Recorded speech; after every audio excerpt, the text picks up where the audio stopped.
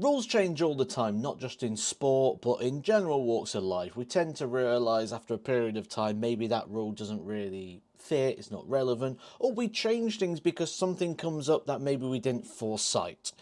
For example, the bullseye rule that changed over time, where Raymond van Barneveld in the World Championship final against Phil Taylor used the dart that Phil Taylor had in the board, used it as a guide, as a marker to deflect his dart in, gave him the advantage of throwing the final leg, ended up winning the World Championship, his only World Championship he won in the PDC. On the back of that, the rule was changed that all darts need to be removed and not measured, just like they are now still in probably your local leagues, where darts are measured, you hit the target and whoever hits closest. In professional darts, there are only three things you can do. You can miss, you can hit 25, or the ball.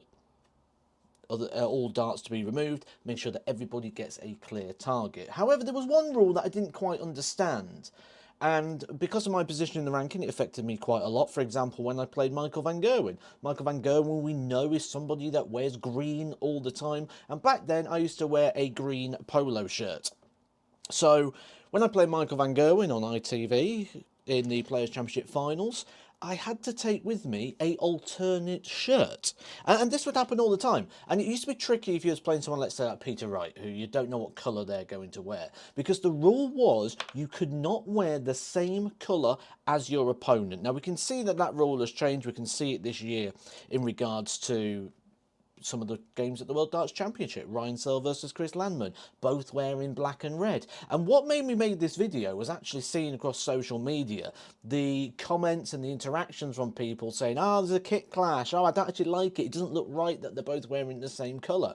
And in fact, this used to actually be a rule that you couldn't wear the same colour as your opponent. So every time you'd go to an event, you'd take two shirts with you.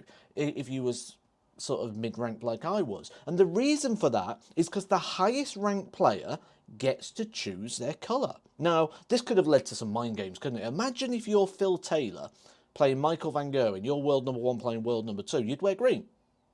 Because you know Michael van Gerwen always wears green. So then he'd have to change. He'd have to change to a different colour. So we could get that little bit in there.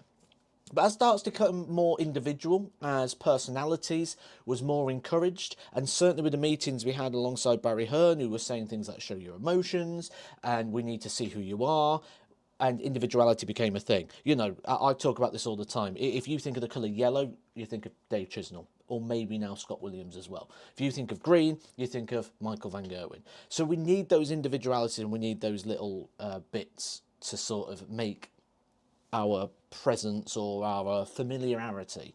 So the rule got scrapped, which for the players is great because you don't have to take the two shirts, you don't have to look into your opponent to see what colour they might be wearing and try and preempt that. But it also got me thinking about other rules that could potentially change. Some you may not even be aware of, such as, did you know this rule existed? Well, you might have if you followed Edgar TV.